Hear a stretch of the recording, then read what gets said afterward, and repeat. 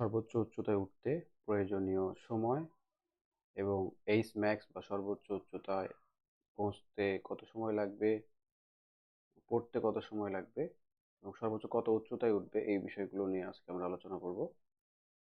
ধরা যাক এমভরের একটি বস্তু ইউ আদি বেগে খাড়া উপরের দিকে নিক্ষেপ করা হলো। তাহলে বস্তুটি কত উচ্চতায় উঠবে, এই সমস্যার সমাধান করার ক্ষেত্রে আমরা প্রশ্ন হচ্ছে যে বস্তুটি কত উচ্চতায় উঠবে বা সর্বোচ্চ উচ্চতা কত, এটা আমরা যদি বের করতে চাই, তো আমরা গতিতে 4টা সমীকরণ ছিল। তার মধ্যে একটি হচ্ছে v equal u minus g t, যেটা হচ্ছে খারাপভাবে উপরের দিকে নিক্ষিপ্ত বস্তুর জন্য। তারপর হচ্ছে h equal to u t minus half g t square. 3 নম্বরটি হচ্ছে v square equal to u square minus 2gh। তো সর্বোচ্চ উচ্চতার ক্ষেত্রে আমরা 3 নম্বর সূত্র দিয়ে সমাধান করতে পারি, v square equal to u square minus 2gh। তবে এখানে তোমাদের মনে রাখতে হবে বস্তুটি সর্বোচ্চ উচ্চতায় উঠে তার শেষ বেগ 0 হলেই সেটাই হচ্ছে তার সর্বোচ্চ উচ্চতা, অর্থাৎ যেখানে গিয়ে বস্তুটি থেমে যায় সেটাই হচ্ছে সর্বোচ্চ উচ্চতা। আমরা ধরে নিলাম সেই উচ্চতাটা হচ্ছে এইচ। তো আমরা বললাম যে সর্বোচ্চ উচ্চতায় গিয়ে বস্তুটির শেষ বেগ 0 হয়ে যাবে, তাহলে ভি স্কোয়ারের জন্য আমরা এখানে লিখতে পারি 0 square you square minus 2gh। তো এখান থেকে আমরা 2gh-টাকে এই পাশে নিয়ে আসলে আমরা লিখতে পারি 2gh h square h equal u square বা h equal to u square by 2g।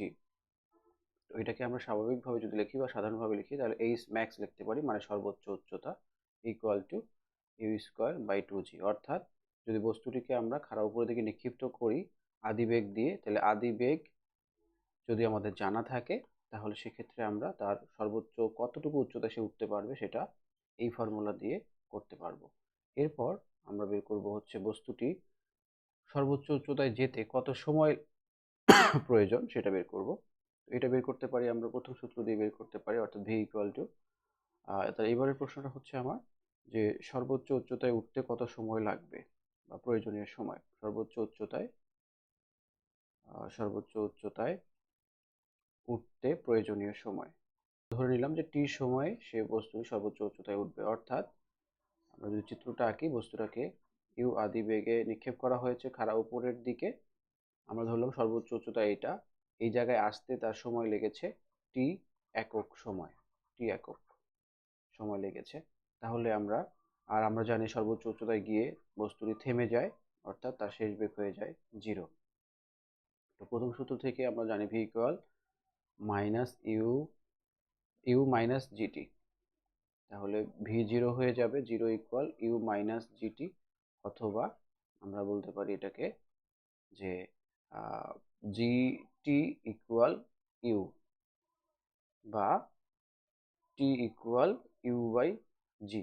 অর্থাৎ বস্তুটি সর্বোচ্চ উচ্চতায়, এখান থেকে এই জায়গায় যদি আবার সর্বোচ্চ উচ্চতা হয় বা এইচ ম্যাক্স হয়, তাহলে এই জায়গায় আসতে বস্তুটির যে সময় লাগবে সেটা হচ্ছে ইউ বাই জি, অর্থাৎ আদিবেগ ভাগ অভিকর্ষ স্তর। এটা হচ্ছে উঠতে সময় লাগবে।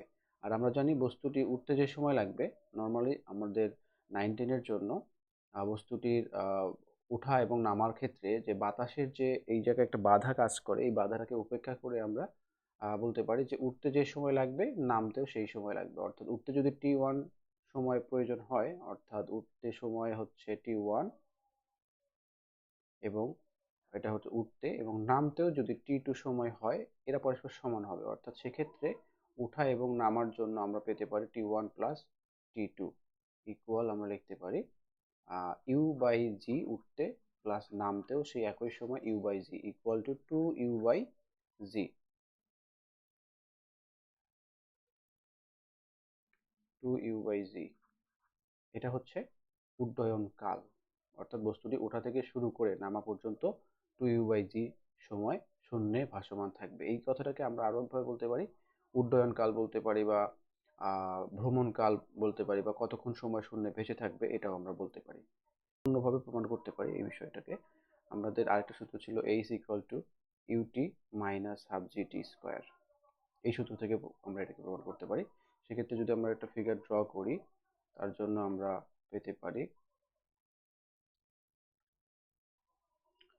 যে বস্তুটি যদি এখান থেকে উঠে, এই যে এখানে উঠে আবার সে এই জায়গাটাতেই পড়বে, সেক্ষেত্রে তার সরণ হবে 0, অর্থাৎ আদি বিন্দু এবং শেষ বিন্দু দুটোই একই জায়গায় হওয়ার কারণে আমরা বস্তুটার জন্য যে সরণ হবে সেটা শূন্য পেতে পারি বা শূন্য পাবো। এইচ ইকুয়াল টু 0 হবে, তাহলে ইউটি আদিবেগ অবশ্যই থাকবে মাইনাস হাফ জি টি স্কোয়ার। এখান থেকে যদি আমরা টিটা কমন নিই, তাহলে লিখতে পারি you minus half g T.